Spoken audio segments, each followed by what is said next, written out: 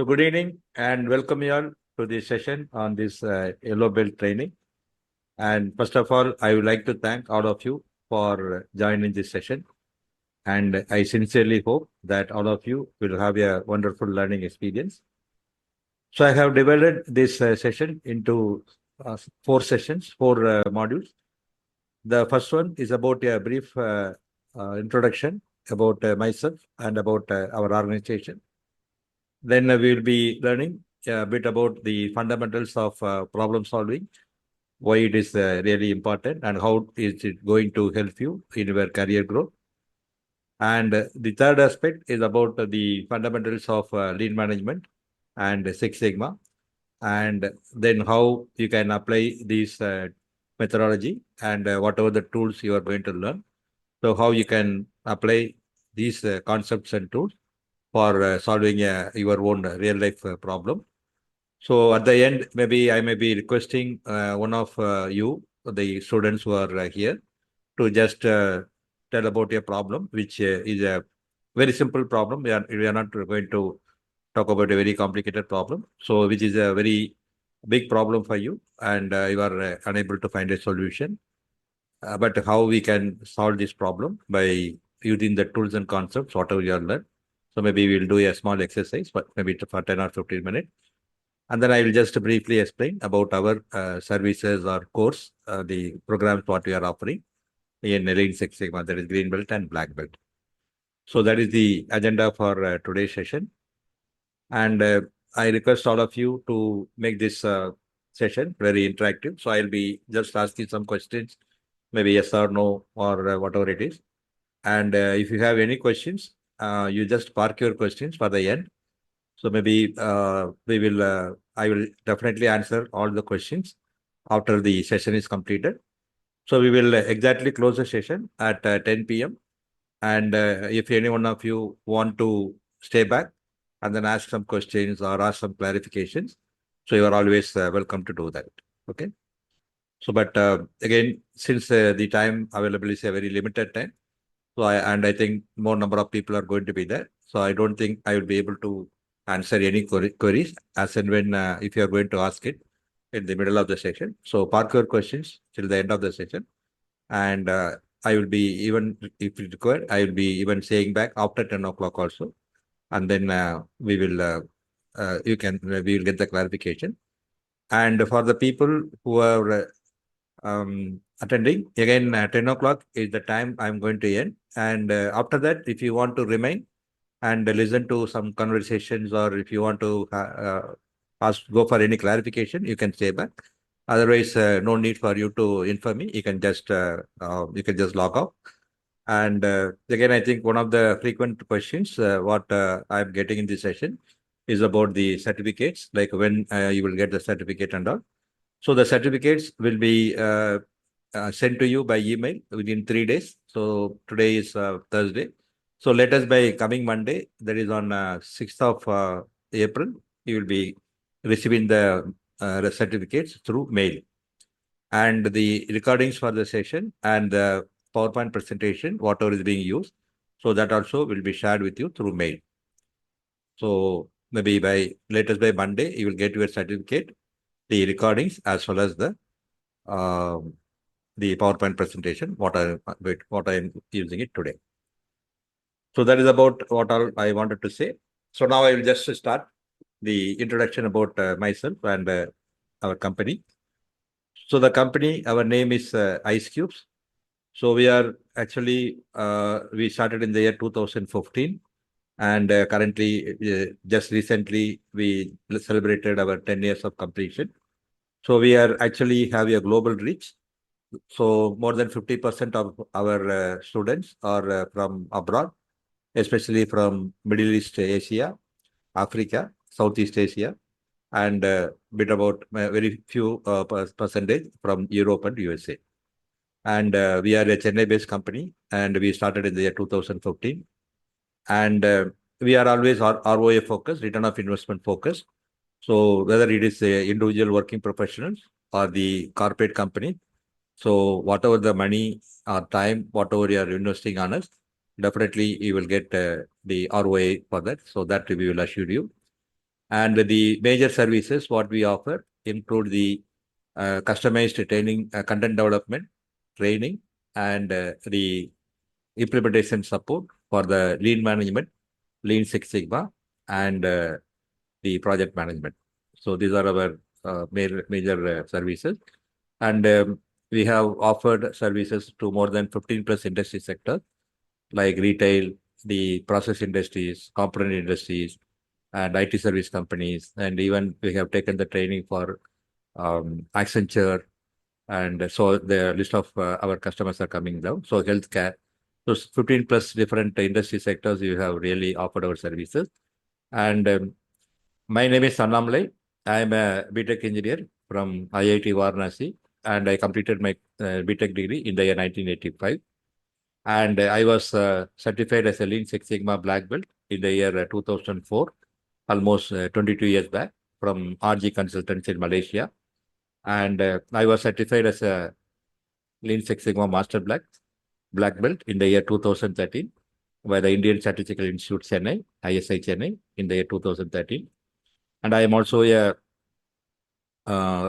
certified project management professional, PMP, from the Project Management Institute, PMI. And I got my certification in the year 2011. And my current certificate is valid till 2026. So you can see that I have a total of 30 years of work experience from 1985 to 2015, 30 years of work experience in reputed companies like EAD Parry, Siemens, and so on. And after that, I have around 11 years of experience as a consultant. So total of 41 years is my total experience. And throughout my career, after my completion of this black belt certification, so I have completed, I helped in completing 500 plus Lean Six Sigma projects successfully across the globe, and more than 8,000 plus professionals have been trained globally by me. So this is our major list of customers. You can see that. So across the giants across the different verticals are forming a part of our customer clients. So Asian Paints, Amazon, Standard Chartered Bank, Tata Communications, Hyundai, Mahindra Finance, L&T Walls, Accenture. So I'm also visiting Pfizer, Strive. They are the IT service company. Then we are also consulting for a chain of supermarket in Chennai, that is Grace World. And then Horizon Fisheries, they are in Maldives, fish processing industry. And I am also a visiting professor to Goa Institute of Management for their postgraduate diploma courses on quality engineering and Lean Six Sigma literature courses. And I'm also a visiting for faculty for the Boto University in Botswana. So that is a small introduction about myself and my company. Okay, so now let us get started. So maybe you can just type yes or no. So a typical day in many organizations. So I hope that all of you are working professional. Maybe very few, maybe students, but most of you are working professional, having maybe more than 3 years of experience. So again, most of you, again, this may be quite frequently you may be facing this situation. That means as soon as you come in the morning, you just see that in your mailbox. So there is a serious escalation mail from the customer. So as soon as you enter the office, immediately you get a call from your higher ups, maybe the managing director or quality manager or your boss. And then, so you just come in immediately, you just get into a meeting, and then you just discuss what are the problem, what are the root causes for the problem. And then after a lot of blame game will go on that only the production did not do well, or the quality control did not check well, or the dispatch, the logistic persons committed some mistake, or the purchase didn't get the good material, or the HR didn't employ the right people. So the blame will go on. And then finally, the team will assemble, and then they will say that, okay, whatever immediate solution you can take, then they will just, with the half-baked data, whatever you are having, maybe you may just come out with a solution. So implement by evening, maybe you have arrived at a temporary solution, and then you will implement it. So you are very happy that the problem has been solved. But again, next day you come, maybe some other problems are there, and again you are in the firefighting mode. And again, the same problem, whatever you have solved today, maybe the same problem will be repeating after a month or two. So How many people can relate this situation to you? Yes or no? Can you type? So do you face this problem in your workplace? That means the problems are not getting solved permanently. Okay. So most of us are in firefighting mode. So throughout my 30 years of service, I was in, and especially before and when I was certified as Lean Six Sigma Green Black Belt. So this actually was my one of the daily routine also, always in the firefighting mode, right? And blaming the other departments or other people for the problems. So without structured problem solving, so the problems will always return. So until unless you have a mindset of solving the problems in a structured manner, so you are not going to come out of this vicious loop. So definitely you will be day in and day out. You are always going to be in the firefighting mode, and it is not going to help neither you, nor your subordinates, nor the employees of the organization, and not the customers. Everybody is going to suffer. And again, you will find that again in your own office, maybe you are always busy. You come maybe 30 minutes or 1 hour before your work time, and you just leave maybe late in the night, maybe 9 o'clock or 10 o'clock. But still, maybe some of the work is not completed. So you are used to working long hours. So again, in the all through the day, again you are not able to work peacefully. So you are always in a constant firefighting mode. Problems are repeating, and the same problems again repeating multiple times. So that is what is one of the normal days of a very busy professional. But again, you may be finding that again there are some people who are always able to solve the problems. So whenever the problem comes, so they are not getting panic. They don't get into a firefighting mode. They already have the appropriate data. So as and when any problem comes, then immediately they will go through the data and then try to find what are the root causes for the problem, and then see how instead of blaming a person or blaming a particular department, so how the issue can be identified, what is the how the real root causes can be identified, and how the permanent solution can be found out. So they will work like that, work on that, and then they will definitely, when those actions are taken, the problem is going to be permanently uh, solved. So the career growth comes from solving the problems, not just working harder. So working smarter is always better when coming to the when compared to the working harder, right? So how many of you agree? Whatever I'm saying is correct or wrong? Right. Okay. Agree. Okay. Fantastic. So the by learning this Lean Six Sigma, then you are going to really see how you are going to solve those problems, right? How you are going to how you can become a problem solving, one of the very reliable problem solver in your organization, and how IceQBS, our company, is going to help you. So again, whenever you are going to, if you are going to learn any course from us, it is not that after the last session is completed and the certification is given, then the journey ends. As far as our institute IceQBS is concerned, a real journey will start only after you complete the course, get the certification, and then while doing the certification itself, courses itself, you would have been exposed to some real-time problem solving, some of the small projects or a medium size or a complex project, depending upon the nature of the course, whatever you are taking. And then even last today and then tomorrow also, I am having some sessions. So I'm having a one-to-one sessions with the current batch of students to help them to how these concepts and tools can be used for solving a problem in their real life. So I will just show you an example.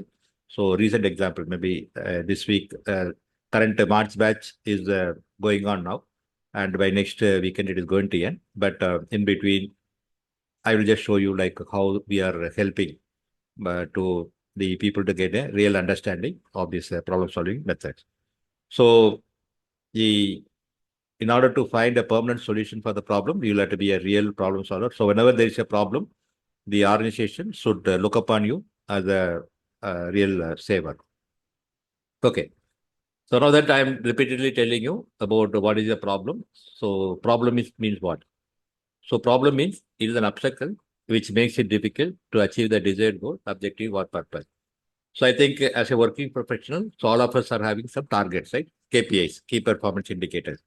So in terms of the yield, or in terms of the productivity, or in terms of percentage on-time delivery, and for the maintenance people, it may be the percentage downtime, and in terms of the HR, the percentage attrition, percentage absenteeism, in terms of purchase, the turnaround time for getting the material. So irrespective of whatever the department you are working, again, you are having some KPIs. So targets are given by the management, and year on year, they are going to increase the target. Because again, their logic is, if you are not going to improve, then how the company is going to, how can you expect the increment from the company, right? So the company can offer to give you increment or promotions only if the company improves the performance. And again, for improving the performance, achieving those KPIs are very, very important. But again, as I was telling you, because of those problems, whatever we have seen, again, maybe we are finding it some obstacle. So there are some issues. So because of that issue, we are unable to solve the problem. We are unable to achieve the KPIs. So there is a problem. So a problem is actually a situation on an obstacle when we are unable to achieve the targets. So some of the typical business problems are like you are unable to meet the on-time delivery. So there are some delays. So you try to find out what are the root causes for the problem. Maybe your scrap has increased beyond your the targeted level, or maybe you are doing a lot of rework. So rework and errors may be a sort of problem. Customer complaint, again, even though you have checked thoroughly before you deliver to the customer, but again, the customer is finding some problems. So again, most of your day is going to go on solving the customer complaint. Firefighting culture, inefficient processes. So all this you have to be as a in charge, or as a engineer or a manager. So you'll have to be always in the shop floor, because one other problem is always creeping up. So in order to identify and solve those problems, again, your presence, physical presence is always required. So that's inefficient processes. Poor communication, again, because of the communication, a lot of problems are there. Lack of database decisions. Again, the people are not really documenting all those which is happening. So you know that you are giving a template to note down the temperature, to note down the pressure, to note down the flow rate. But again, you know that maybe for weeks after weeks, again, it is not filled until there is an ISO 9000 audit by an internal or the external auditor. Then only people will be filling all the columns for the last 1 month or 2 months, right? So with that inaccurate data, you may not be able to solve any problem. So lack of database decision and rising costs. Because all of this, your cost is going to increase, and then you are going to become not non-competitive. And again, your company is going to be in a very different situation, difficult situation. Okay. So now that we have learned about what is a problem and what are the different types of problems typically faced by a professional, then what is problem solving? So whenever anyone face a problem, any problem will have one or many solutions. Like it is not that, for example, you want to go from Chennai to Bangalore. So it is not that you are having only. So the problem is you'll have to travel from Chennai to Bangalore. So that is the problem you have. But again, for that, again, there are many solutions are there. So you can take a flight from Chennai to Bangalore, or you can just board a bus.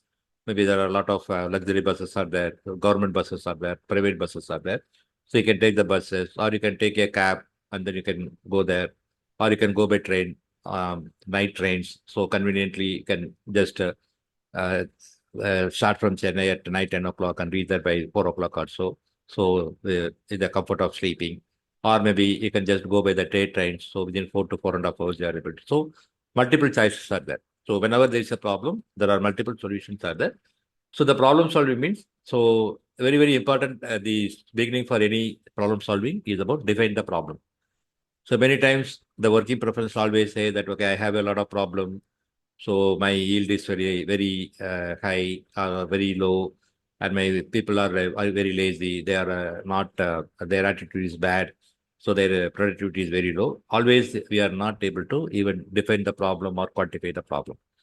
So the real, the most important basic information needed is about defining the problem. So until unless the problem is defined well, then you will not be able to find the right solution. So defining the problem. What is the problem? So what is the current quantification of the problem? What is the extent of the problem? All those things you will have to define. So define the problem, that is the first step.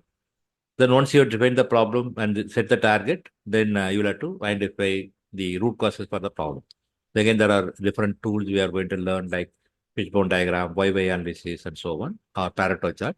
So these are some of the simple tools by which you will be able to identify what are the root causes for the problem. So once you have identified the root causes for the problem, so now to address the root causes, then what are the possible solutions to the problems? So again, you can just do a brainstorming session and then make an action plan about what are the actions you have to take, who is responsible for taking the action, what is the timeline, and what is the how often you are going to review. So you can just make an action plan, and then you just implement the action plan, and then you can just wait for a 15 days or 2 weeks or 4 weeks, and then again you can just see they measure whatever the metrics, whatever you are trying to improve. So whether the problem was solved. So whether, say for example, you wanted to improve the percentage on time delivery from 90% to 95%. So after 4 weeks, again, whether that's a real improvement is there. So you can just measure and then you can validate that improvement has been made. So that is a problem solving, right? So whenever you are having a problem, so you'll have to follow a structured methodology for problem solving so that the problem can be permanently solved. So again, this is a very important concept, whatever I am going to teach. So many times what happens is whenever people look into come into Six Sigma, then people for each and every problem, whatever is coming in their day-to-day life, then they feel that, okay, I'll have to apply the Six Sigma methodology. And then they probably say that to the peers and other colleagues, say that, okay, now I know I'm a Six Sigma green belt or a black belt.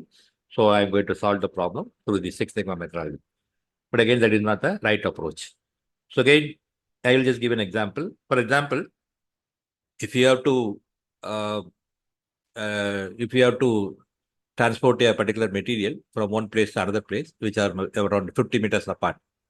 So if you are if you have to carry only 5 kgs, then you don't have to do anything. You can just lift it in your hand and then you can just cover that 50 meters distance. But suppose if you have to take some 25 kgs, if you have to transport some 25 kgs, again you cannot lift it by hand. So maybe you may be requiring the help of a trolley. But suppose if you have to transport some 500 kgs, so again the trolley may not be enough, so you may have to go for a forklift. And if you have to move some machine, which is around 5 tons of total weight is there, that has been transported by 50 meters, again you'll have to take a crane. So depending upon the extent of the problem or extent of the problem, then accordingly the solutions also get become the complicated, more and more complicated. So similarly, depending upon the complexity of the problem, there are different problem solving methodologies are there. So that's what you are seeing in this, what we call as a problem solving tree. So assume that you are just entering into a orchard having a lot of fruit bearing trees. And your aim is to just eat the tastiest of the sweetest of the fruits. But once you enter the orchard, you find that already there are a lot of fruits which are fallen on the ground. So only thing is you need to just bend down, pick those fruits and then eat it. So similarly, whenever you are entering your workplace, whether you are working in a manufacturing company or a warehouse or you are in a IT service company, so whenever you are entering into the company, so right from the raw material or the raw information, so you just take a visit. You just visit the entire the plant or the workplace with a pen and paper, and then try to note down what are all the problems you can see. So maybe in the raw material storage, you can see that some material is leaking, some bags are open, and some material is leaking. Somewhere you are finding that some water is leaking, so the raw material is getting wet. So a lot of it is becoming wet, right? So then you come out, you find that some machine is remaining idle. Somewhere some rework is going on. Somewhere the material is scrap. Somewhere the people are idling. So all those type of problems. Somewhere the oil is leaking, water is leaking, material is leaking. So many different problems you can note. So just note down all those problems. Maybe just within a matter of only 30 to 45 minutes, you'll be able to come out with some 40 to 50 problem. So for noting down the problem and for solving this problem, no rocket science is required. So only thing is you should be having the mindset to look for the problem, and you should have the mindset that this problem has been solved today. So if that mindset is there, you just note on the problem, then discuss with some 3 or 4 of your colleagues. Then you just work out an action plan, implement an action, then the improvement is going to come. So you don't have to just break your head for finding the root causes or the solution for the problem. Everything is obvious. So that's what we call it, just do it. So for that, again, very important thing, what you need to do is what we call as a Gemba work. So Gemba is actually a Japanese word. So it's a jargon. It is a Japanese word. Gemba means workplace. So every day, you just make a point to that every day I will spend around 15 minutes. So I will just go through the flow and then try to look for the small problems, and then I will take action to remove those problems then and there. Then a lot of real improvements will come in. So that is what is just to do it. Then the second one is about the quick wins. So again, whenever you are entering that orchard, again you will find that again there are some fruits which are lying in the low-hanging fruits. So just by slightly just stretching yourself a bit, so you'll be able to plug those fruits and then you will eat it. So similarly, in your workplace, you'll be able to find some problems which by taking some little efforts, maybe by using some simple tools like the Pareto chart or a 5-way analysis or a fishbone diagram or a Poka, then you will be able to analyze and solve the problem. So the problems that can be solved with the minimum effort and getting the best maximum benefit, we call it the quick wins or the low-hanging fruits. So these two methodologies or approaches are used for solving simple problems. When the problem is simple, then you can use these two approaches. And for solving medium complexity problems, you can use the Lean and Six Sigma. Sorry, Lean and 8D report. So Lean is mainly used for as a methodology for identifying and eliminating waste in the process, and you are going to learn about in detail in the coming slide. So again, there are 8 different types of waste in there. So the Lean is actually implementing Lean will help you to improve the efficiency and improve the productivity and reduce the wastage.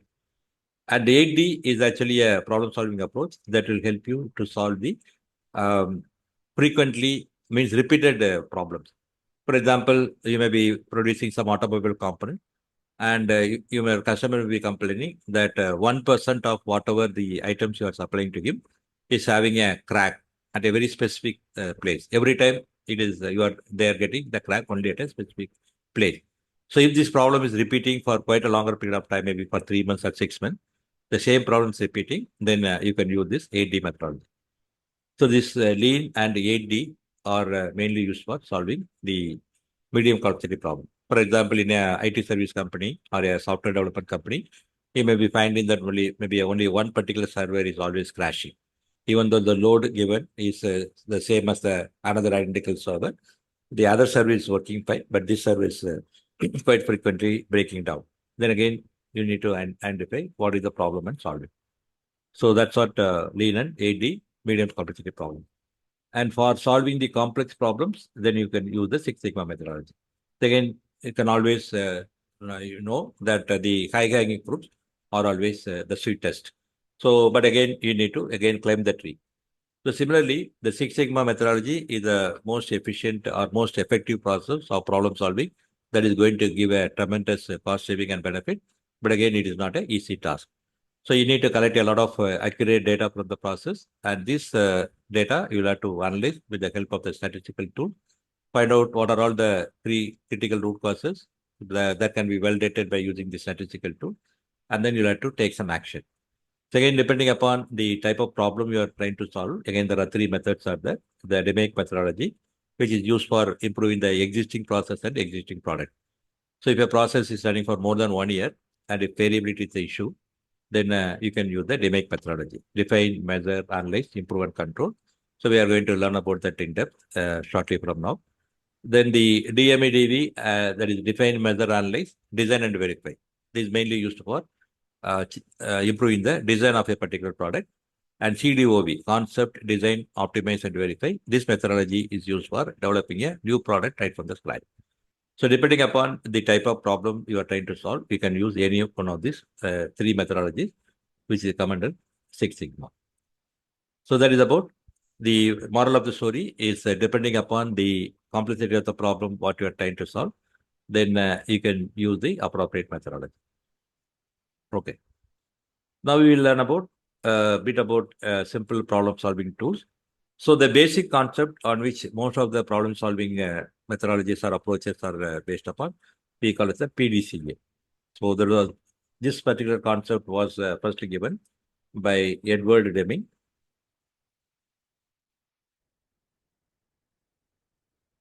So he was actually a US quality expert, and he was frequently deputed to Japan after the Second World War to help the Japanese people to come out of their economical issue.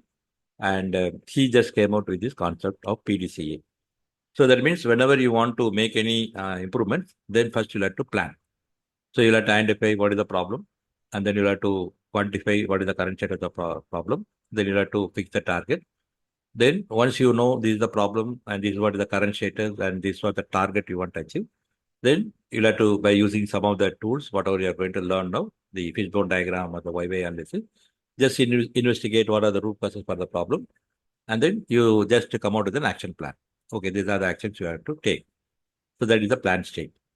Then once you have completed the planning stage, again, whatever the action plan you have decided, you just implement the action, implement the countermeasure. And then after all the actions are implemented, you observe for maybe 2 or 3 weeks to really see whether the expected improvement has really been achieved or not. So if it is achieved, it's okay. But it is not achieved, again, try to find out what are the reasons for the non-achievement of the result and take some countermeasures. You act upon that. So after doing one cycle of PDCA, you will find that you will be able to make some improvement. So you started from here.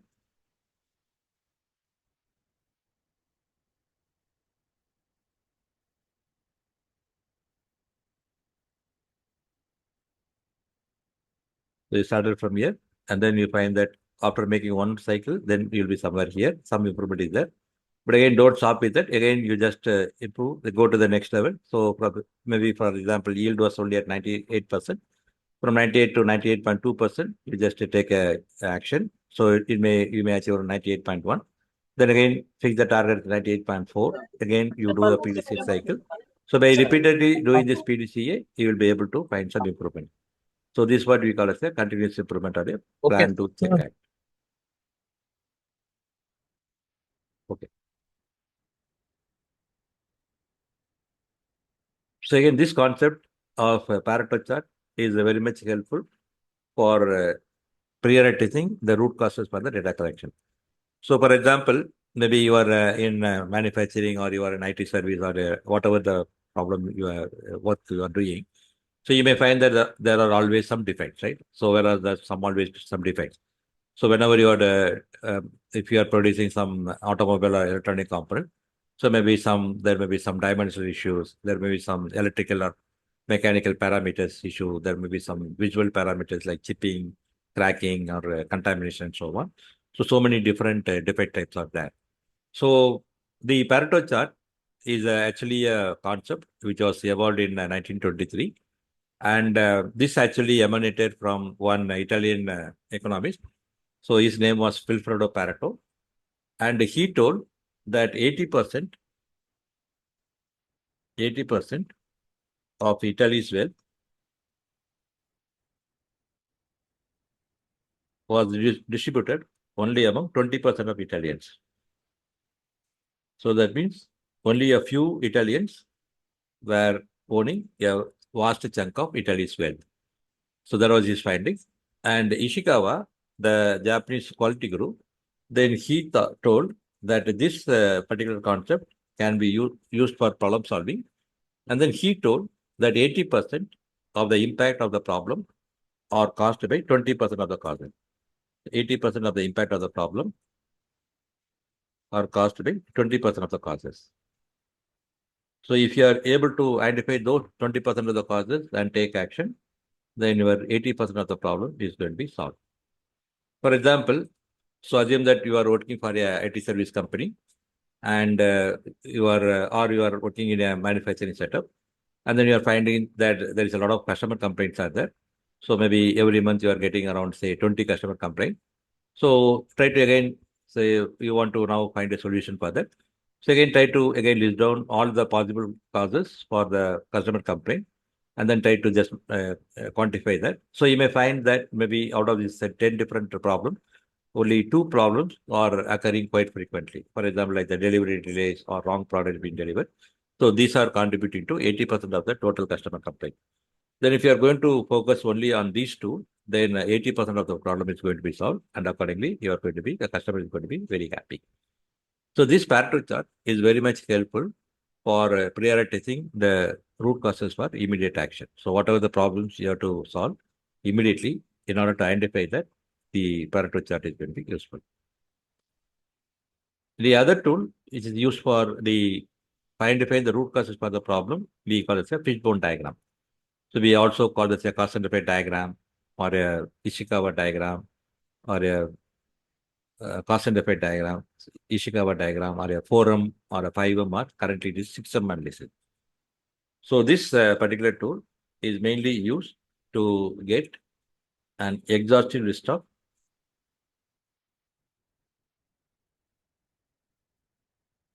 all the potential root causes for the problem.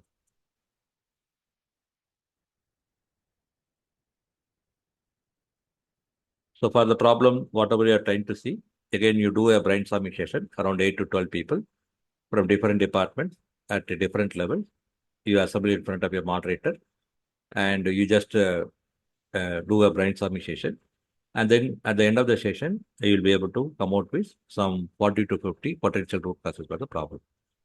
So that's where the fishbone diagram will be very much helpful to you. And whatever the problems you are identifying, you can classify them into the man-related issues, mission-related problems, material-related, method or the process-related, environment or the mother nature-related issues, and weather-related issues. So the moderator will capture, whenever you tell an idea, the moderator will capture under which category you should go. And then at the end of the session, then he will just present this entire list as the output from the team. So whatever the problems that have been properly categorized into 6 categories. So that is what is a fishbone diagram, which will help you to get a list of all the potential root causes for the problem. And for some times, again, you may be not be able to find the root causes for the problem. So in order to find the root causes for the problem, then you use the tool, which is called as a Y-Y analysis. We also call it as a 5-way analysis. So the concept behind this tool is whenever you want to find the root causes for the problem, then you ask a question why multiple times, then you will get the root cause for the problem. So again, I'll just give an example so that it will be easy for you to understand. So assume that yesterday I was late to the office by 1 hour. So I wanted to find out what are the root cause for the problem. So I asked myself the question, why I was late to the office yesterday. The answer was that I got delayed at the time of filling petrol in the petrol station. Why I got delayed at the time of filling petrol?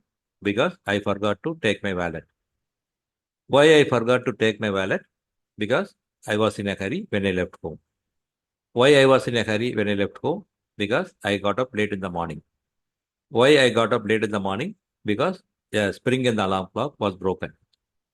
So if I wanted to find out what are the reason for me being late to the office yesterday, by asking the question why multiple times, I was able to find that the root cause was a breakage of the spring in the alarm clock. And if this problem is going to be sorted out, then my problem is going to be permanently solved. So it is not that you exactly you should ask only 5 times. So sometimes you can just by asking 3 times the why only, you will be able to find the root causes. And sometimes you may have to ask some 6 or 7 times till you get the root cause of the problem. So that's why we call it the Y-Y analysis instead of 5-way analysis. Right? 5 times is more typical, but again, sometimes it may be less also, sometimes it is more also. So we call it the Y-Y analysis. So by asking the question why multiple times, you will be able to find the root cause of the problem. So this Pareto chart, the fishbone diagram, and the Y-Y analysis. So these are very much helpful for you to identify the prioritize the root causes and for the immediate action. So that is about the general quality tool. So now we are going to learn a bit about the lean. What is lean? So lean is actually a structured methodology developed by Toyota to eliminate waste. So you are all aware that the Second World War was fought between 1939 and 1945, and the war ended when United States of America they dropped atom bomb on two of the Japanese cities, Nagasaki and Hiroshima. And after the war was concluded, again Japan was totally, economically, it was devastated. And the Japanese people, they were working very hard to solve those, come out of this economical issue. So the United States of America, they just acknowledged that they were the main reasons for the problem. And they sent a lot of, the governments, US government sent a lot of experts from the various fields to just help the Japanese people to come out of their problems. And the people, the quality gurus, experts like Edward Deming, then Phil Crosby, and Joseph Juran. So these were some of the quality experts who were frequently deputed to Japan. And the Toyota company, they were originally started in the year 1935, but immediately after that, the Second World War came, so they were not very active. So after the Second World War ended in the early 1950s, they were very active, and they actually were the pioneer for implementing lean. So the main principle in lean is to maximize the customer value while minimizing the resources. So lean means more with less.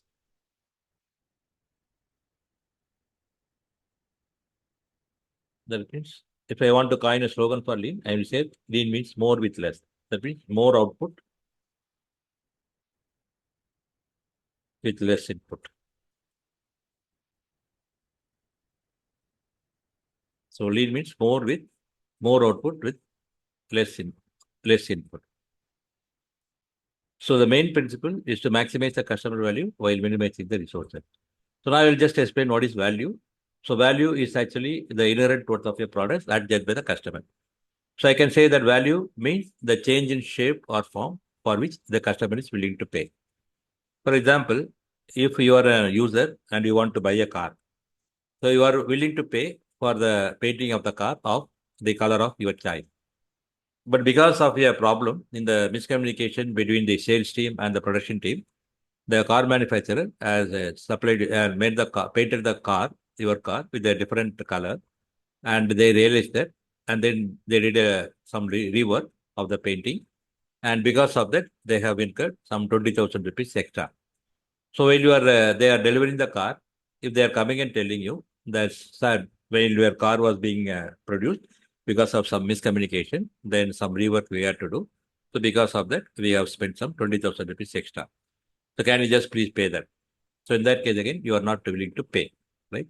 Because you are not getting any value for that money, what extra money, whatever you are going to spend. So those activities which are adding value to the customer, for which the customer is willing to pay, we call it the value-added activities. Whereas any activity which is not adding value to the customer, we call it a non-value-added activity, and we call it a waste. Waste means you are doing some work, but that work is not actually adding value to the customer, so he is not willing to pay that.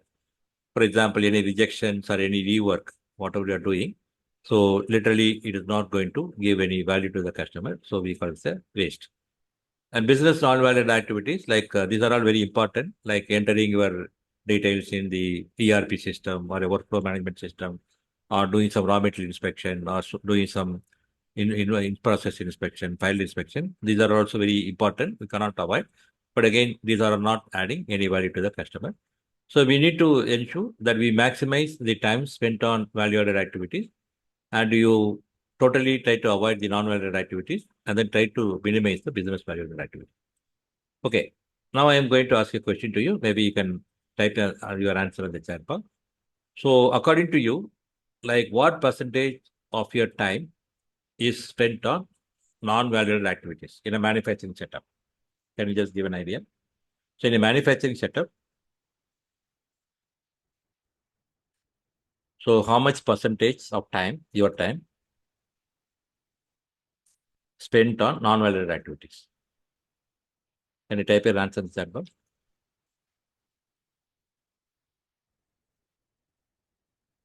That is waste. So how much of time is wasted typically in a, so 30 to 40%. So quality inspection is actually is a business business value added activity. So we are going to do it. We cannot avoid it. But again, that is actually not giving any value to the customer. It is only validating that your product is good or bad, right?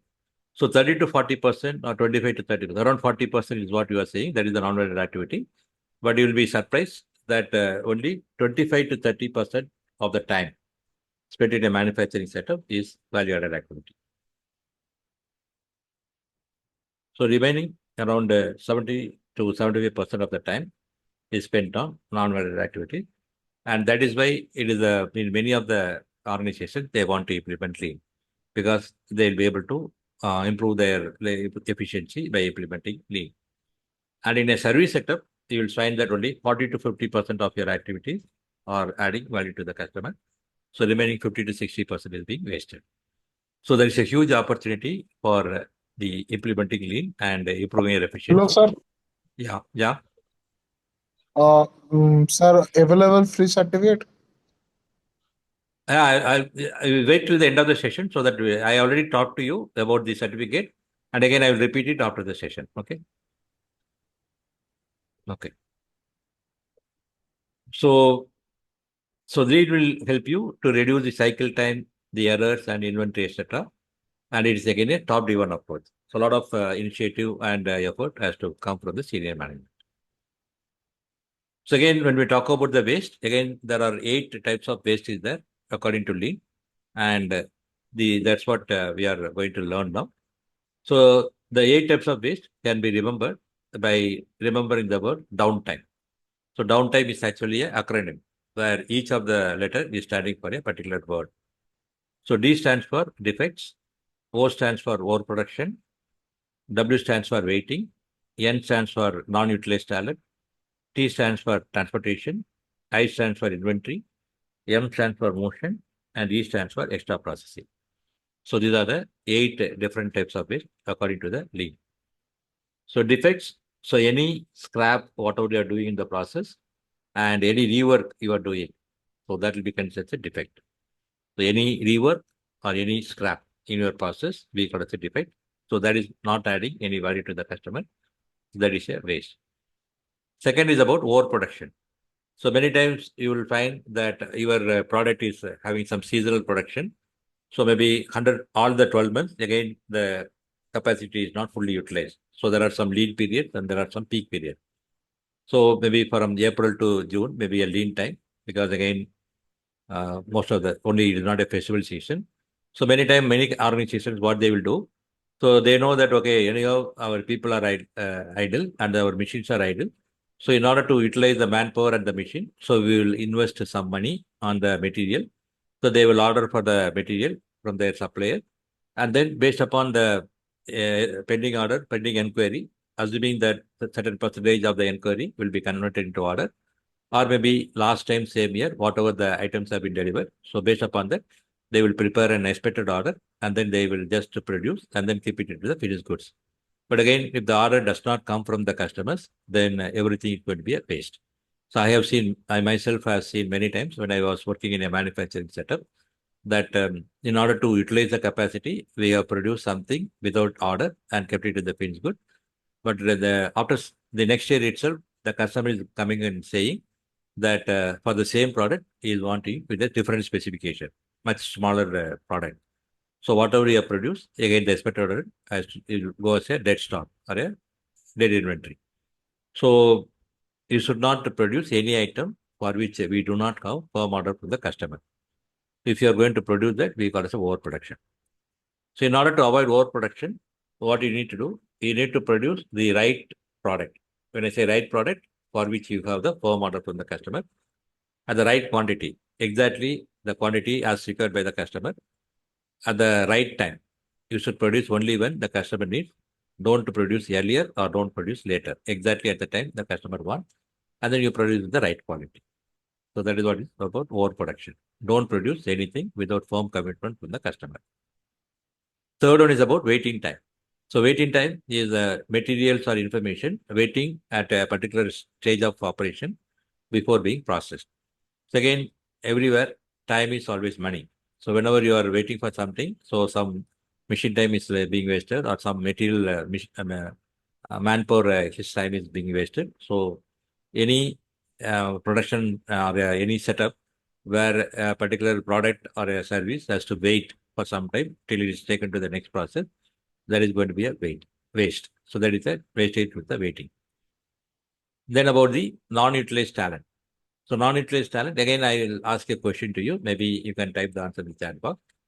So if I ask a question to you, what percentage of your time is currently being utilized by your current organization? What percentage of your capabilities are being utilized by your current organization? So if I ask the question, then what will be your answer? Can you type it in the chat box? What percentage of your capabilities are being utilized by your current organization?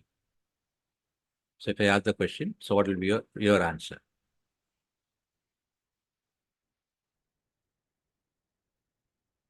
So 30 to 40%, around 20%. So mainly many times, again, 30 to 40%, right? So 30 to 40 is being utilized, right? Okay. So normally I get a answer that 50 to 60% of the time is being utilized by the organization. So that means the rest of the 40 to 50% is not being utilized by the organization. So that is going to be a huge waste to any organization. So many times you'll find that maybe a very skilled engineer is actually doing the job of a supervisor. The supervisor is actually running a machine which a skilled operator is supposed to do. So these are all what we call as examples of the non-utilized talent, and you need to tap all those time. That is a waste. The fifth one is about the transportation. So this is mainly because of the layout issues. So initially, maybe when you started the company, the requirement was quite low. So you had set up the machines in such a way that it is having a very correct workflow according to the flow of the process. But once the capacity you want to increase because of the increase in the demand, then you will just keep those machines only where the space is available. For example, this is what the initially you just got it as a first machine, second process, third process, then fourth, fifth, etc. So again, it is the traveling. So the raw material will come from this side and it will go through all the processes and the final output will go from here. But if you want to improve the capacity, so you need to keep the machine. So you have that space for keeping the machine process number one only here. So that means now the material flow is going to be affected. So again, it has to go in a zigzag manner. So again, a lot of for power and fuel is going to be wasted, and maybe the quality can be compromised, and maybe the scrap rate can increase. So any wastage because of the poor layout will be considered as a transportation. The sixth one is about inventory. Inventory means any the product or service which you have spent some money, but again you are unable to monetize that. So that means if you have bought the raw material and then you have just worked upon the produced it, and then you are transferred to the finished goods, and all the values in terms of the machine time, the manpower time, and the material, everything has been added to that. But again, you are not able to deliver because there is no order for that. So you have spent some 100,000 rupees, but this 100,000 rupees is now running as an inventory. In such cases, maybe you may not be able to just pay on time to your suppliers and your employee's salary. So again, the the cash flow is going to be under a lot of stress. So inventory is the biggest enemy as far as the um, lean is concerned. So any work which you are unable to convert that into money, we call this inventory, raw material inventory, work in progress inventory, finished goods inventory, and so on. And the seventh one is about the motion. So motion is the wasted time because of the unnecessary movements of the people. For example, in a manufacturing setup, if an operator has to bend a bit in order to load the machine, he has to stretch a bit in order to unload the output. And then he has to walk some 50 meters to transfer the material to the storage area. So this bending, stretching, and walking is going to make him tired too soon, and his efficiency is going to be lost. And and if you are asking the people to work in very hostile condition, like a lot of heat is going to be there, or a lot of dust is there, or a lot of sound is there, or a lot of pollution, air pollution is there. So these are all some of the work areas, extreme condition, which is going to make the people very tired and inefficient. Or if they have to carry some heavy loads, right? So all the people have to carry some 20 or 30 kgs load quite often. So that is going to make them tired too soon, and their efficiency is going to be compromised.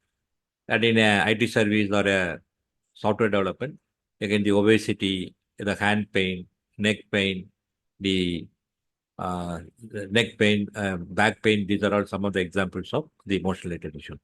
So you need to provide the proper working environment and the proper working tools for the employees so that their efficiency can be improved. That is the motion. Last one is about extra processing. That means doing more work than what is expected by the customer. So many times we want to impress the customers, then we will say that if the customer we will tend to spend more work, do some more work on the product which the customer himself is not expecting. So if you are going to do some work for which the customer is not willing to pay, we call that a waste. So we call it a extra processing, and that is also going to be a waste. So in our processes, we need to identify where these 8 types of waste is there and take action to uh, reduce those 8 types of waste. And that will help you to improve your efficiency. So these are all some of the examples in a supply chain defects. Wrong items shipped to the customer. That is an example of a defect. Waiting time, trucks waiting to at the loading docks. Transportation, moving goods between the multiple warehouses unnecessary before the final delivery. Inventory, moving goods between the multiple warehouses unnecessarily. Then overproduction, producing more than needed. Non-utilized talent, warehouse staff noticing process innovation, but management not involving in the improvement initiatives. Inventory, overstocking raw materials. Motion, warehouse workers walking long distance to locate items. So these are all some of the examples of these 8 types of waste. Okay. So in order to reduce this waste, again, there are some tools are used. We call it the lean tools. So these are some of the most commonly used lean tools.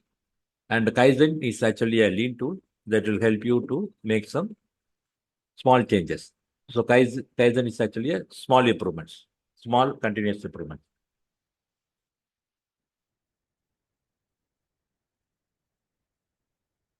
Small continuous improvement. So the concept behind the Kaizen is small drops of water makes a big ocean. So in Japan, it is quite popular. And then the Japanese companies, they always encourage their workmen or all the employees to do the Kaizen project. So even if a project is going to save only $1,000 in an annual saving, that is also worth it. If 10,000 people are going to do, and then each project is going to save around $1,000, again, 1 million dollars is going to be saved. So that is the concept of Kaizen. So in most of the organizations, it is also implemented as a suggestion scheme.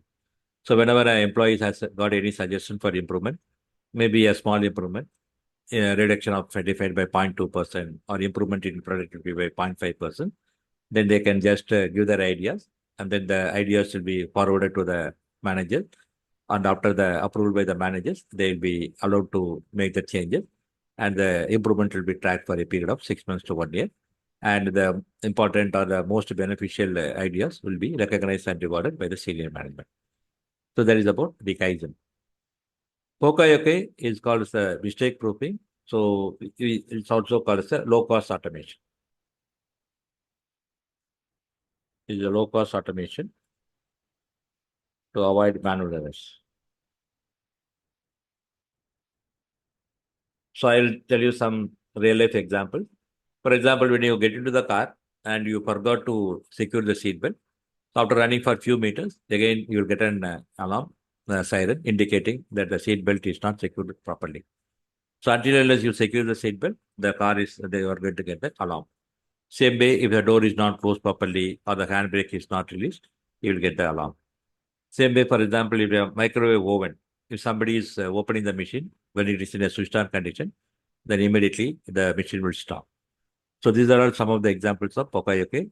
That means you are going to give some foolproof system. You are going to put in place low cost foolproof system in place, so that even if someone wants to deliberately make a mistake, also the system will not allow them to make a mistake. That 5S is actually one of the most commonly used lean tools, and that will help you to improve the workplace discipline. So again, the 5S stands for 5 Japanese words, starting with S: Seiri, Seiton, Seizo, Seikatsu, and Shitsuke. So first you'll have to decide what is required and what is not required. What is not required, you'll have to remove from workplace. What is required, you'll have to keep it in a systematic manner, arranged manner with a clear identification, with a clear color code. And then you'll have to clean your workplace quite often so that it is very neat and tidy, and any um, safety and the breakdown is going to be improved. And then whatever the activities you are going to do, you'll have to standardize the activities, and you will have to again use some visual charts like a bar chart or a pie chart to know what is the current status of the process. And then finally sustain. So in order to sustain the improvement, again you have to take some action. So in the 5S is actually a tool which will be mainly used to improve the workplace discipline. So the Kanban and just time. So these are some of the concepts which will help you to reduce the cycle time. So right from getting the raw material till it is delivered to the customer. So how you are going to deliver it at the quickest possible time. So that's where the Kanban is actually a just-in-time will help. Visual management system for inventory control.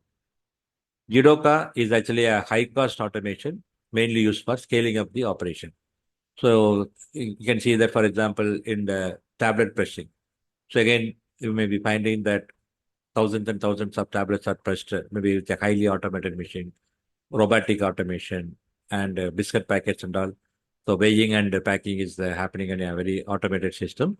So these are all examples of Jidoka. So if you are going to scale up maybe 10 times or 100 times, so instead of investing the proportionately on the machines or manpower, then you can use the highly automated Jidoka system so that you'll be able to achieve all those improvements. So that is about Jidoka. So value stream mapping is actually the starting point for any lean project, and that will help you to reduce the overall lead time. So this is what we learned just now. So again, one of the very important concept in the lean is what we call as a A3 problem solving. So we call this a A3 problem solving because you can just document the outcome of the this project in a A3 sheet of paper, right? So again, it is also aligned to the PDCA, plan, do, check, and act, that cycle. So the A3 problem solving, these are the three different steps. So we'll have to, again, as I was telling you, how you are going to do the problem solving. So capture the current state of the situation. So what is the current problem? Then conduct a root cause analysis. So try to identify the problem, quantify the problem, fix the target, find the root causes for the problem, then prepare an action plan, then implement the action plan.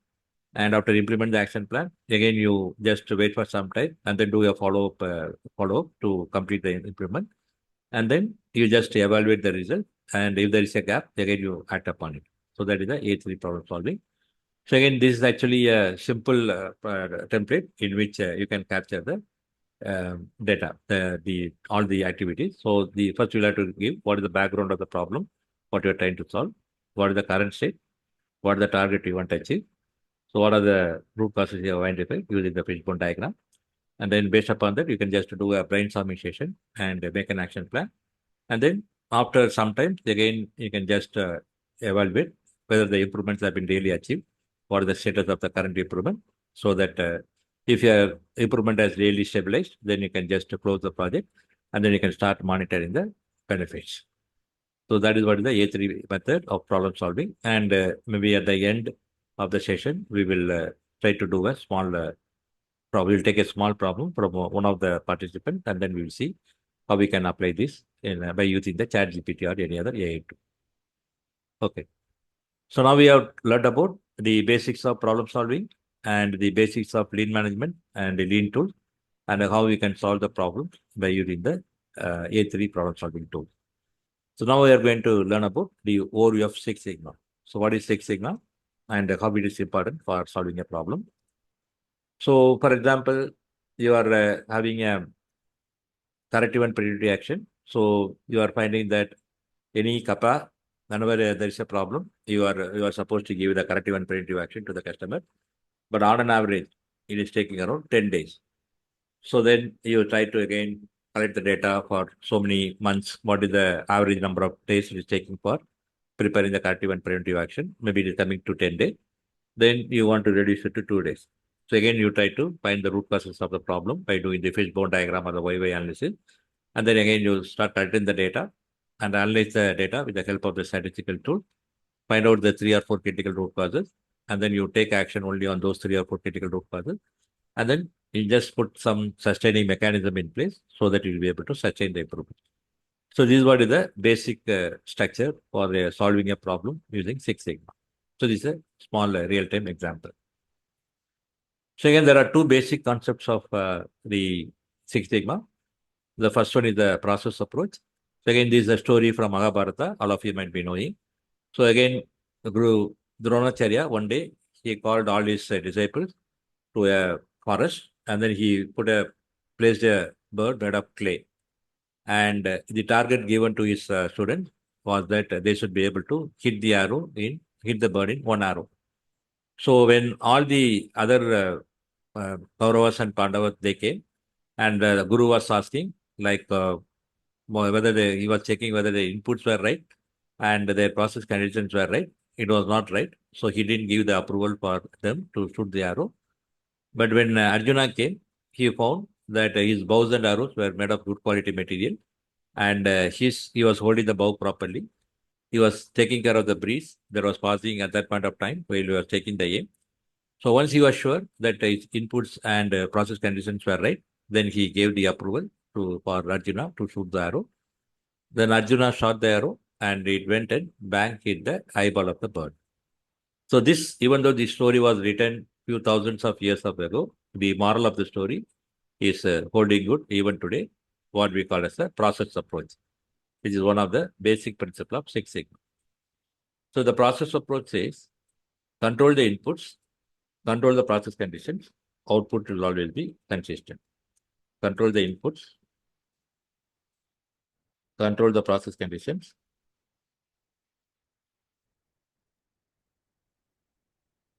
output will always be consistent.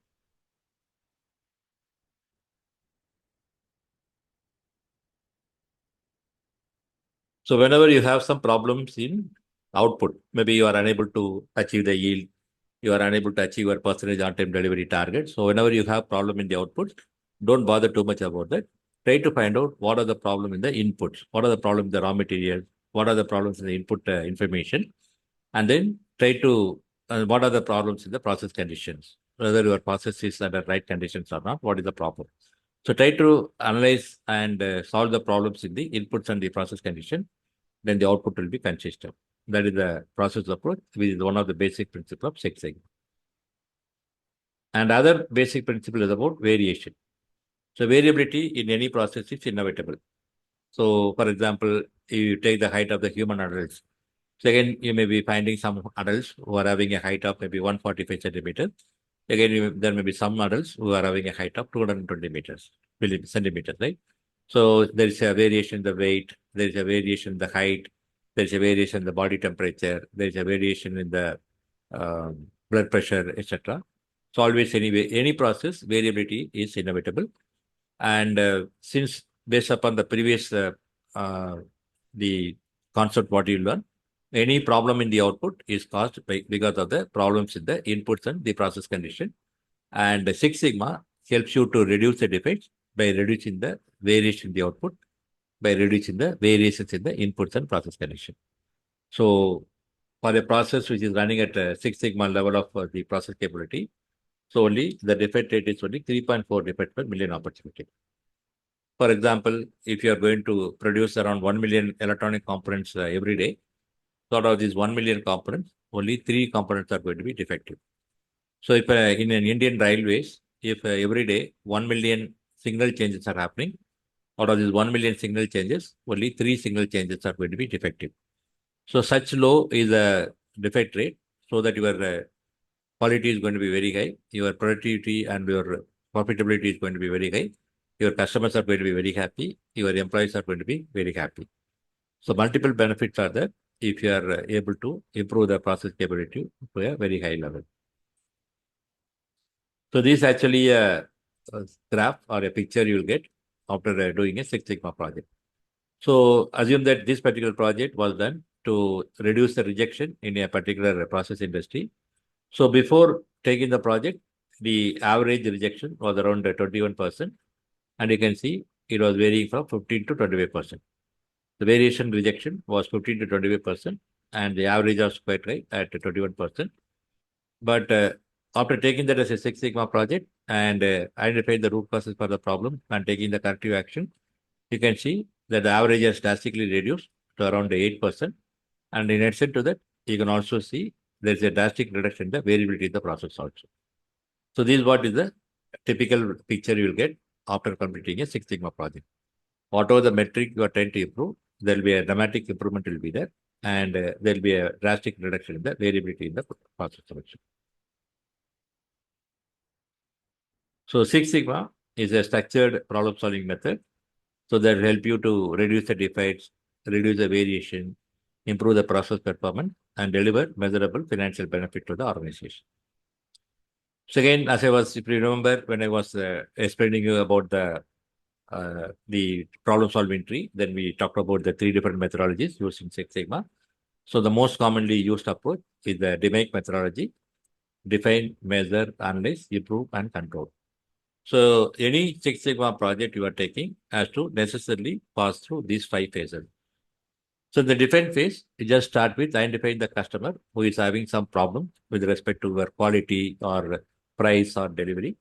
And you talk to the customer and listen to the voice of customer. Try to understand what is the problem he's having. So whether you are having some problem in the delivery or quality or price, and then you just link it to a measurable metric. For example, the customer may be saying that your delivery is always inconsistent. That is the voice of customer. Then try to link it to what is the pain what the customer is having. We call it a critical to X factor, CTX. So here the customer is more bothered about the delivery, critical to delivery. Delivery is causing more pain to him. Then link it to a measurable metric. We call it a Y metric. So how do you measure the delivery performance? So you are measuring the delivery performance in terms of percentage on-time delivery. Then quantify what is the current status of your percentage on-time delivery. Maybe it's only 80%. Whereas you have agreed with the customer that your on-time delivery will be 95%. So there's a huge gap between the current performance and the target what you want to achieve. Then this can be taken up as a project, Six Sigma project. And then you can define the project saying that the objective of the project is to improve the percentage on-time delivery from 80% to 95%. And then you just write the business case for the project. What are the benefits you are going to get? And what is the justification for taking the project? And then you appoint the project leader, the project team member, define the scope of the project, and document all this in a document called as the project charter. So the project charter is one of the major deliverables from the define phase. So defining the project is very important because if you are going to take a very complex problem to solve, again, it is going to take a lot of time. And if you are going to take a very simple problem, again, you don't need a sophisticated methodology like Six Sigma to solve the problem. Then once you have defined the problem in the project charter, then you start collecting the data in the measure phase, and you also measure the current process capability to see what is your current performance. Then in the analyze phase, whatever the data you have collected during the measure phase, you analyze with the help of the statistical tools, and you just validate 3 or 4 critical root causes. 3 or 4 critical root causes, which are contributing substantially for the problem. And in the improve phase, you are going to take action only on those 3 or 4 critical root causes. And in the control phase, you'll find that by closely monitoring and controlling 1 or 2 critical inputs or the process conditions, you'll be able to get a consistent output. So this methodology is applicable for any type of problem, whether you are trying to solve a problem in manufacturing or IT service or healthcare or software development. You'll find that any problem, whatever you are trying to improve, so only 1 or 2 critical root causes are contributing substantially for the problem. And if you are able to identify those critical root causes and you are able to maintain them in a very close range, then you will be able to get a consistent output. So this is again how the PDCA is aligning to the DMAIC methodology and the A3 problem solving. Again, this was the problem solving panel, what I was talking about. So in the define phase, you start with the fishbone diagram. That is the starting point for any Six Sigma project. Start with the fishbone diagram. So whatever the problem you are trying to solve, you try to get around 40 to 60 potential root causes for the problem. Then again, you prioritize the top 10 to 12 root causes for data collection. by using some quality tool, which is called as a cause and effect matrix. Then in the analyze phase, you analyze the data with the help of the statistical tool and validate the 3 or 4 critical root causes, which are contributing substantially for the problem. And in the improve phase, take action only on those 3 or 4 critical root causes. And in the control phase, by closely monitoring and controlling 1 or 2 critical inputs of the process condition, you'll be able to get a consistent output. So this is at a very high level, how the problem is solved in a Six Sigma project. Then again, you would have heard about the yellow belt, green belt, white belt, and all. So you may be curious to know what these belts are. So in an organization where you want to implement Six Sigma, so a parallel organization structure is in place so that whenever the project leader or the project team, they have any problem, then they know to whom they should go so that the problem can be solved. So the most important responsibility in implementing Six Sigma is with the top management, that is the executive. So the executive leadership, like the managing director or the chairman of the company, is very responsible. So he has to ensure that he is going to give the right environment for the cultural change. So he has to arrange for the training at all the level. And then he has to give the stretched target to all the senior management people so that they are looking for some help for improving, achieving their target. And if Six Sigma is offered as a help, then they will immediately embrace it.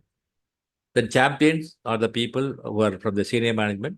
So their main role is to provide the administrative support for the project. So they just identify the projects, the project leaders and project team, and then they provide the resources in terms of the material, manpower, and the machine time for the project leaders to complete their project on time. And master black belt is actually the person who is going to give the technical guidance for the project team.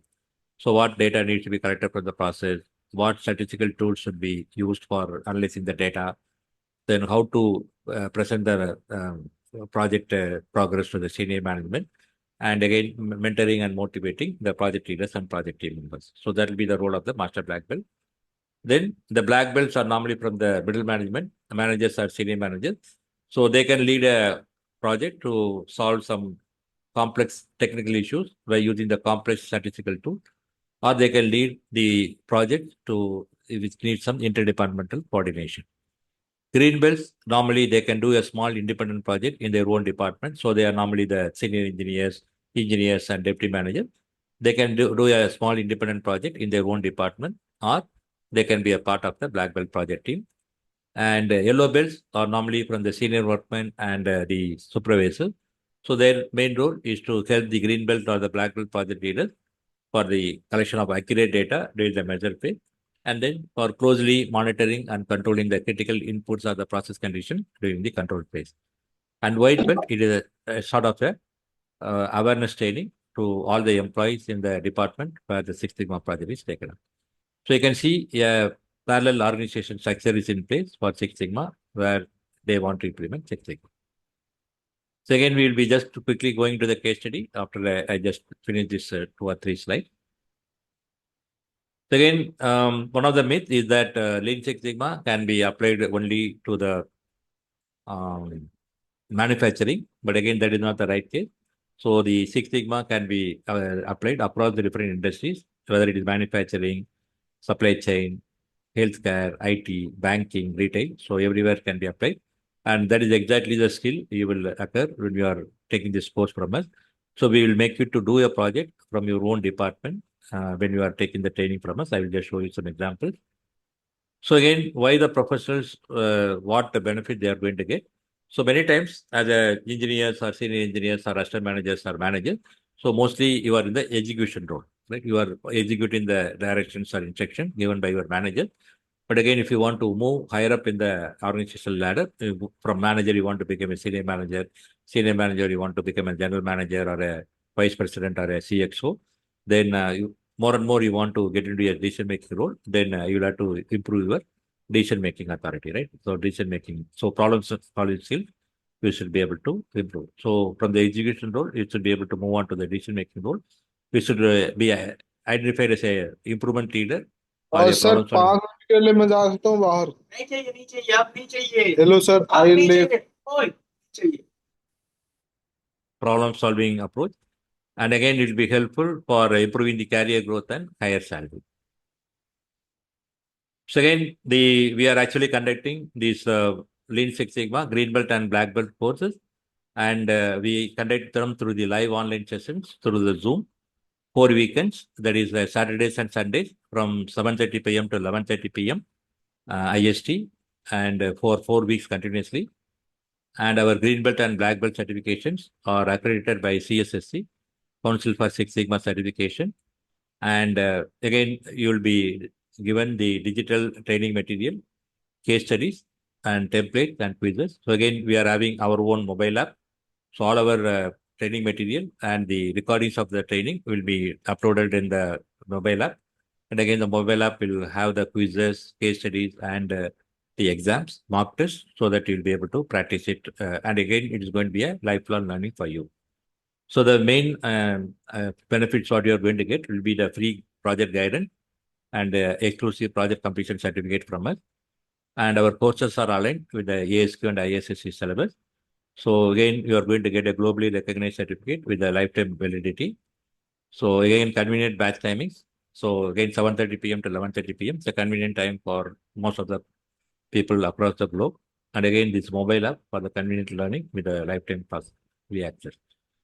So again, these are some of the unique features of attending our session. So trainer with 40 plus years, because I am the one who will be taking the training. Practical learning with the help of the AI tools, the case study, AI-aided tools, post-certification assistance for helping in the project completion, individual attention, small batch size, maximum of 15 to 20 people, recorded sessions, practical quizzes, and the tools and contents will be available in the mobile app. So again, the one-to-one project review will be conducted, downloadable template, and real-time case study. So key skills, what you will get is that you will be able to identify and execute the improvement opportunity, solve the real workplace problems. You will be able to reduce the cost and improve the efficiency and lead the improvement initiatives in the organization. So again, these are some of the testimonials from our students who has passed the exam. Again, you can go through that once I share you this PowerPoint presentation. So again, this is what is the certification of achievement. So again, your name will be there and your project title. And again, currently our March batch is going on, and the April batch is going to start from 11th of April. So that is what I wanted to say. So again, I'll just quickly show you the projects. So you can see that again, all the batch students in a particular batch, we'll be making them to do a project in their own area of work.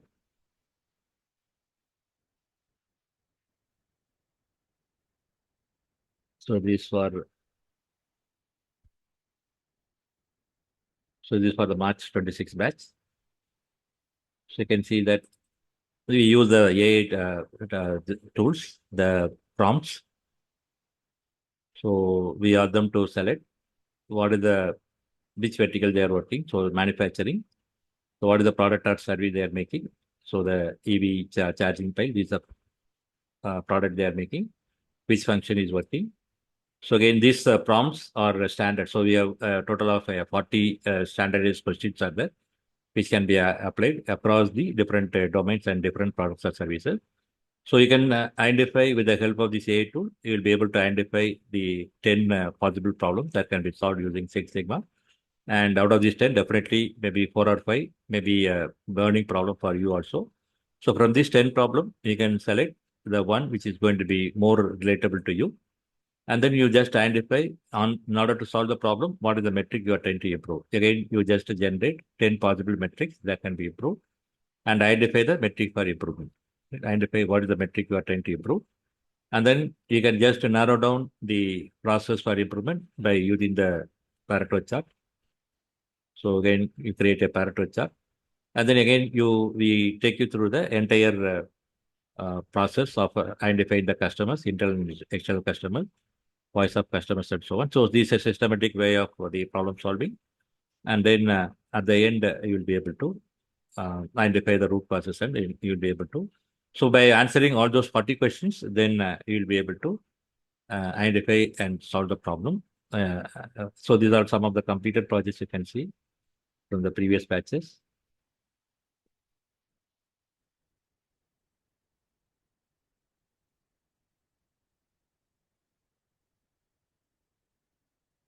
So again, same templates. So you can see that all those, so we are also, you'll also get used to the Minitab. So the Minitab is actually a statistical software. So you'll get access to that. So you'll be able to know like how this problem can be solved using these Minitab applications and everything. So you'll get the real expertise of problem solving using the complex statistical tool. And as I was telling you, the practical insights of problem solving is a skill you are going to develop. So with that, whatever I wanted to say, so I have completed. So if any questions are there, then you can just ask me. And for the ones like who want to leave, you can leave. But again, I'm just repeating the announcement what I made at the beginning of the session, that your certificate, I So, think sir, there were one or two people who wanted to like know it at the middle, when I clearly told that I will again, I told it the first time, and then I'm repeating. Your certificates will be shared in your email latest by coming Monday, along with the recordings of the session and the PowerPoint presentation, what you are going to get. Okay. Okay, Devi, Sarai, any other question? Ji, sir, namaste, sir. Sir, how can we get achieve certificate? I clearly told you that we will share you in your mobile, in your mail by latest by Monday. Ji. You will be getting your certificate in your mail latest by coming Monday. Thank you, sir. Okay. Sir, I have asked lots of questions, so can you reply that questions in the chat box? Okay, can you ask now? Because again, we're going through that earlier. So can you ask the questions now? Yeah, give me 1 minute. Just like I am working with the supply chain department. Yeah. So how will we do the Six Sigma or something is there in the apply in that department? Yeah. So At that's the what at again. the just like at the supplier end or vendor end or just like in our department also.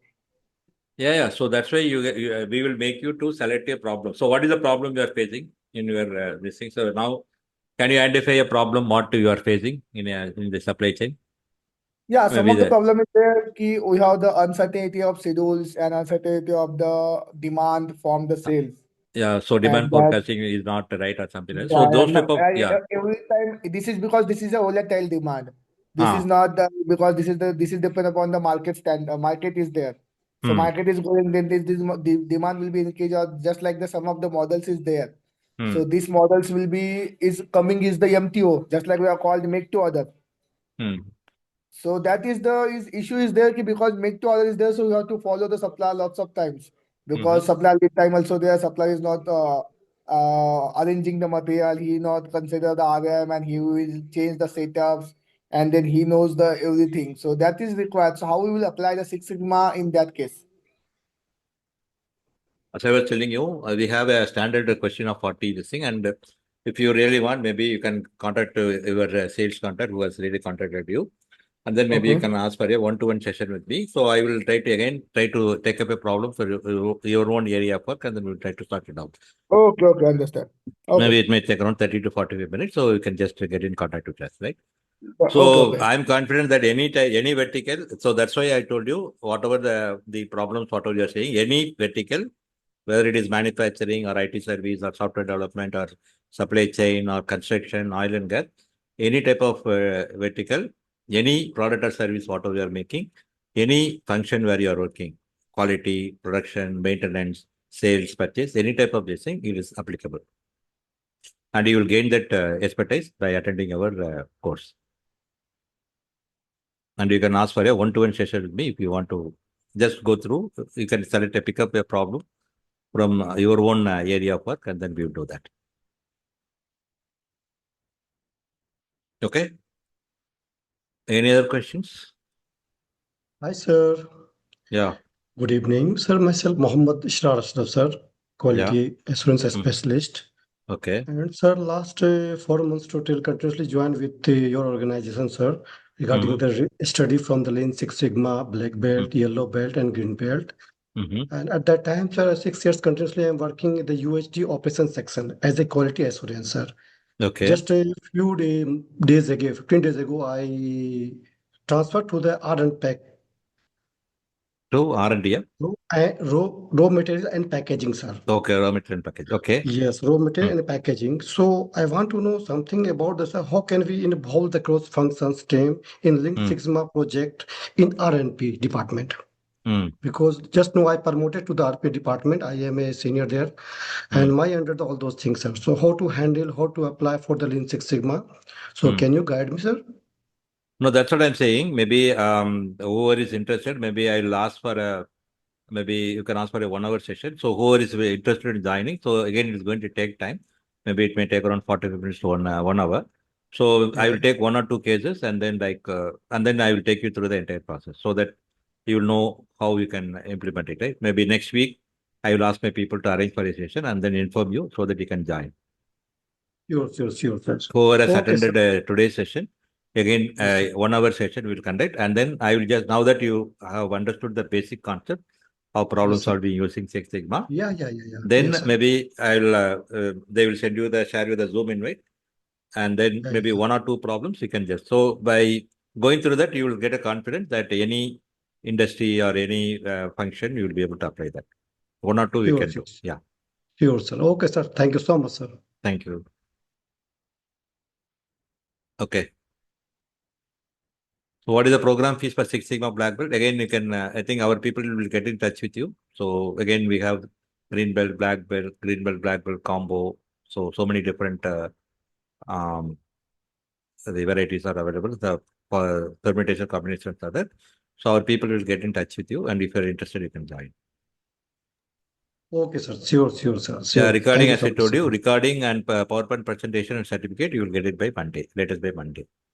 Sure, sir. Okay. Thank you so much, Thank you. sir. Thank you. Thank you. Thank you. Bye. Thank you. Bye. Bye, sir. Bye. Thanks. Okay, again, there was a feedback like hospital healthcare examples. As I told you, Jyoti Tiwari, I don't know whether she is there or not. So again, as I told you, if there are 20 students in a particular batch, I cannot give 20